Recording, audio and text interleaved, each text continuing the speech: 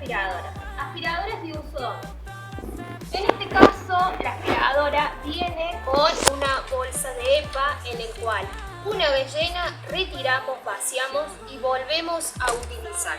Aspiradora en el cual no llevan bolsa y una vez que se llenó este depósito, vaciamos, limpiamos y utilizamos. Aspiradora de tacho para aspirar polvo y agua.